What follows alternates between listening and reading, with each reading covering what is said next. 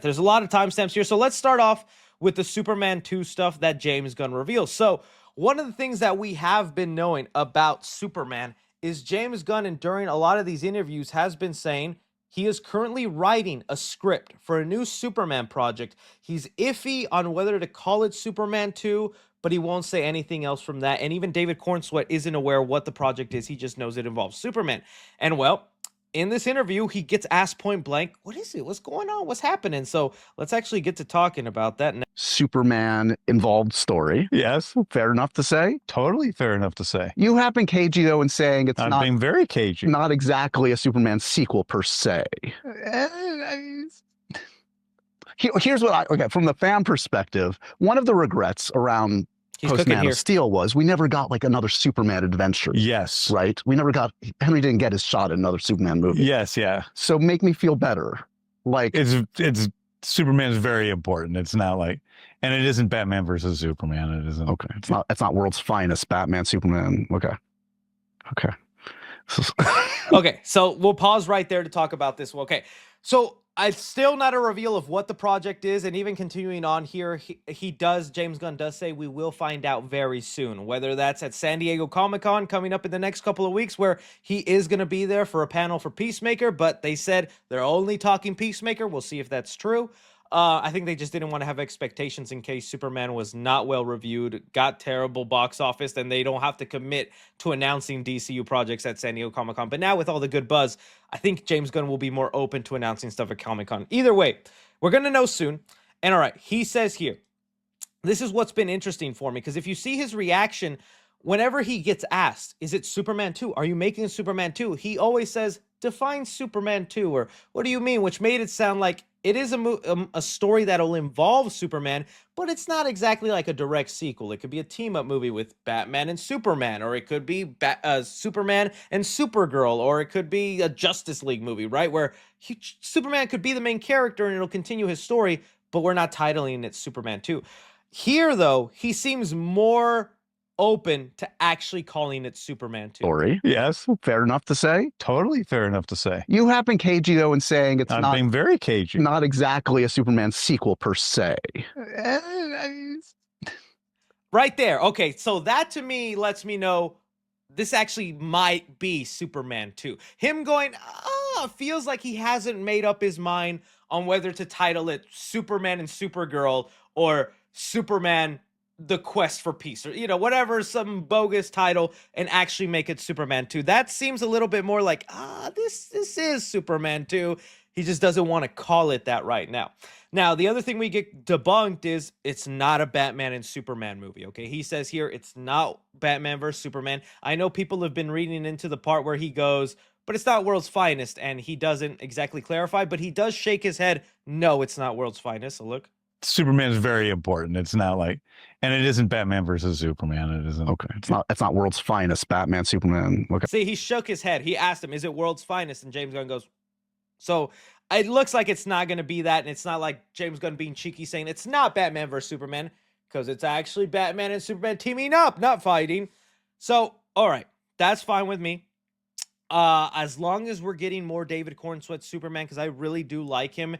And I think one of the best parts of his Superman movie was seeing just how different of a superhero he is compared to his other hero counterparts, like saving the squirrel, Mr. Terrific rolling his eyes when he wanted to save the kaiju and whatnot. Like, those are things that actually make Superman very pleasant, in my view, of the movie. Okay, so, all right. What could it be then? If it's not a Batman and Superman movie, I think it's got to be the Superman and Supergirl film. I feel like that would make sense, and I do like the theories that it would involve Brainiac. Even in this same interview, James Gunn did admit before he decided on the villains for this movie, he was considering Brainiac as the villain for this film, but then he changed his mind. So, I mean, if he was already considering it, then why not have that be the villain for this movie? So I was like, okay, Brainiac maybe caused the death of Krypton, and the last survivors could be wanting to fight back. I do like that idea. I think that's where they could go. People are saying a crypto movie. Please, bro, don't tell me it's a crypto movie. I will not be able to defend if it's just a crypto movie. But I think it's interesting. There was even other parts of this interview where he was talking about with Superman that I find so funny. So he like talks about the message about the parents, which has been a very debated thing about the Superman film because movie's been out now. Hopefully you're okay, but if not, spoilers, I guess, for Superman. But the big thing, and here I'm gonna give you a little time in case you gotta go. One of the big things that this movie ends up revealing is that Superman's parents, Jor and Lara L, they are evil. They sent Superman to Earth so that he can repopulate Krypton, rule over it, and kill anybody who doesn't believe in his way.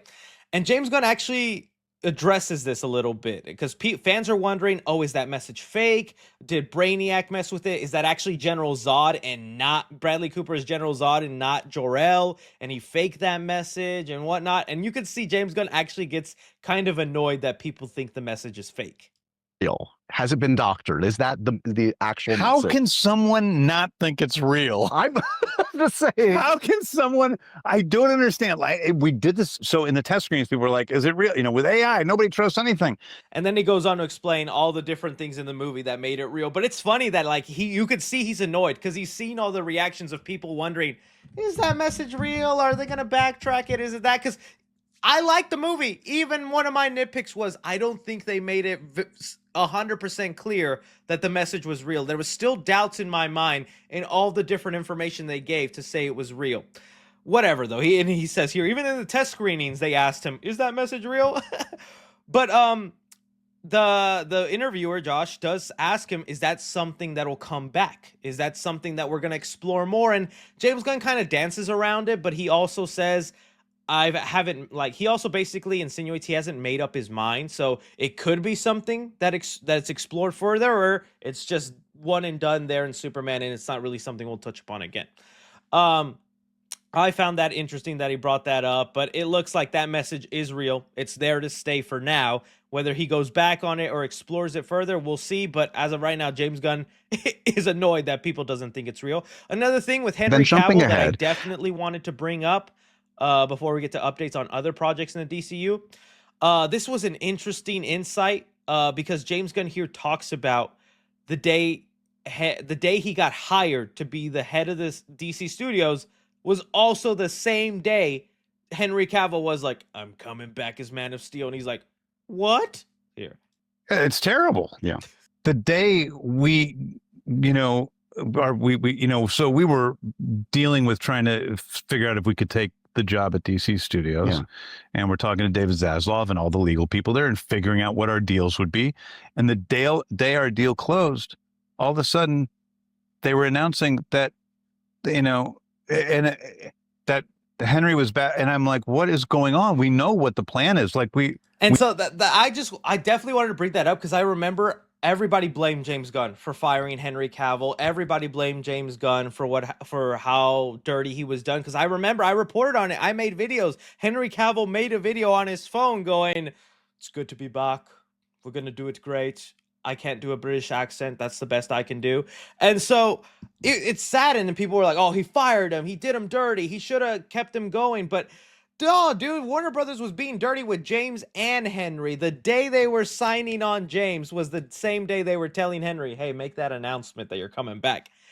And it sucks. And he even kind of throws a little shade. He doesn't specifically say The Rock, but he does say that, people in WB were trying to strong arm their way into the universe and do all this kind of stuff. And he just barely got hired on and now has to be the one to tell Henry Cavill, "Hey, you're not coming back. We have a different plan." Sorry that they did that. And he does mention he is open and wanting to bring Henry Cavill for a different role in the DCU. And they even talked about what that role would be the day he let him know that, he wasn't coming back. So Henry Cavill could be coming back in the DCU, but this should just let you know, dude, the powers at Warner Brothers were just doing dirty things behind the back and making everybody look bad.